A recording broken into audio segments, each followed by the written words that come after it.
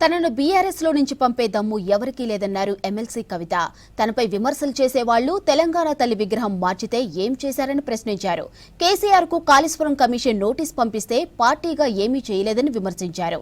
ఇక దీనిపై పార్టీలో అసలు చర్చ కూడా జరగలేదని, ఎలాంటి ఆందోళన కార్యక్రమాలు చేపట్టలేదని తప్పుపట్టారు. తనపై పెయిడ్ పోస్టులతో బద్నాం చేస్తే ఊరుకోనని వార్నింగ్ ఇచ్చారు ఎమ్మెల్సీ కవిత. తాజాగా కవిత చేసిన ఈ కామెంట్స్ పొలిటికల్ వర్గాల్లో కాకరేపుతున్నాయి.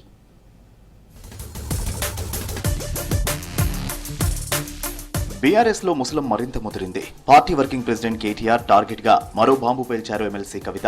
మీడియా చిట్చాట్ లో కేటీఆర్ పై కవిత చేసిన సంచలన కామెంట్స్ రాజకీయ వర్గాల్లో సంచలనంగా మారాయి. తాను అసలే మంచిదాన్ని కాదు, నోరు విప్పితే తట్టుకోలేరు అని ఘాటు విమర్శలు చేశారు. ఇది నా పార్టీ, నాకు హక్కుంది అన్నారు. అమెరికాలో ఉత్సవాలు జరుపుతున్న వాళ్ళు గ్రౌండ్ లో ఎందుకు చేయడం లేదని ప్రశ్నించారు. పార్టీలో కొందరు తనకు వ్యతిరేకంగా డ్రైవ్ చేస్తున్నారని ఆరోపించారు. బయటి దేశాల్లో మీడియా సెల్ పెట్టుకుని దొంగ దెబ్బ తీస్తున్నారని, ముందు ఇక్కడ డైరెక్ట్ గా పోరాడాలని సవాల్ విసిరారు. పార్టీ బలోపేతం కోసం కేసీఆర్ ను మోస్తున్న కార్టూన్లు వేసుకుంటున్నారని, కేసీఆర్ ను మోసేంత పెద్దోళ్ళయ్యారా అని ప్రశ్నించారు. తన దగ్గరకు వచ్చిన దూతలు ఒక పత్రికలో ఇష్టం వచ్చినట్లు రాయిస్తున్నారని అన్నారు. తెలంగాణ తల్లి విగ్రహాన్ని మార్చితే ట్విట్టర్ లో పోస్ట్ చేస్తే సరిపోతుందా అని ప్రశ్నించారు. తెలంగాణ తల్లి విగ్రహాన్ని మార్చితే అదానీ గురించి మాట్లాడడం ఏంటన్నారు. రాష్ట్రానికి తెలంగాణ తల్లి ముఖ్యమా, అదానీ ముఖ్యమా అని ప్రశ్నించారు. బీజేపీలో బీఆర్ఎస్ ను విలీనం చేసేందుకు 100% ప్లాన్ జరిగిందని, తాను ఆ ప్రయత్నాలను వ్యతిరేకించానని అన్నారు కవిత. అందుకే తనను రేవంత్ రెడ్డి కోవట్ అని ముద్ర వేసే ప్రయత్నం చేస్తున్నారంటూ పరోక్షంగా కేటీఆర్ ను ఉద్దేశించి విమర్శలు చేశారు. తనపై పెయిడ్ ఆర్టిస్టులతో పోస్టులు పెట్టించి బద్నాం చేస్తే ఊరుకోనని హెచ్చరించారు కవిత.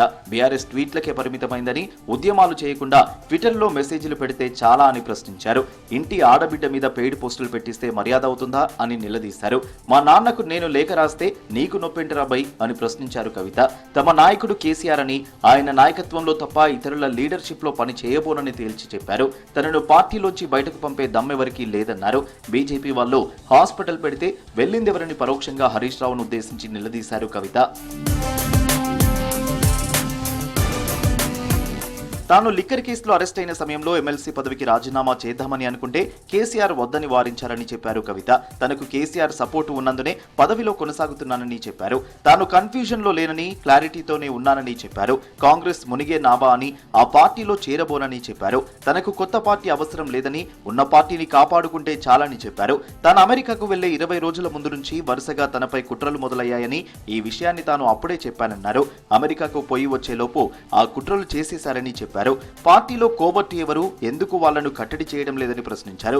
వర్కింగ్ ప్రెసిడెంట్ గా కేటీఆర్ కు ప్రోటోకాల్ ప్రకారం గౌరవం ఇస్తానని అన్నారు ఎమ్మెల్సీ కవిత. తెలంగాణ ఉద్యమ సమయంలో స్థాపించిన సాంస్కృతిక విభాగమే జాగృతి అని చెప్పారు ఎమ్మెల్సీ కవిత.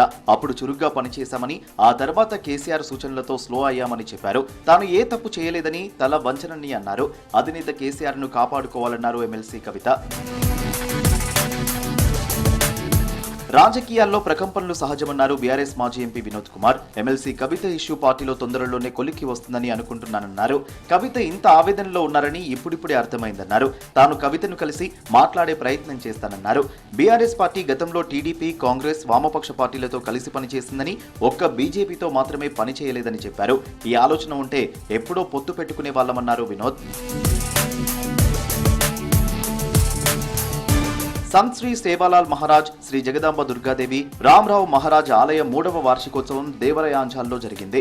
మేడ్చల్ మల్కాజ్గిరి జిల్లా షామీర్పేట మండలం సేవాలాల్ మల్లన్న తండా దేవరయాంజాల్లో జరిగిన భోగ్ భండారా బోనాలు మహోత్సవంలో పాల్గొన్నారు ఎమ్మెల్సీ కవిత.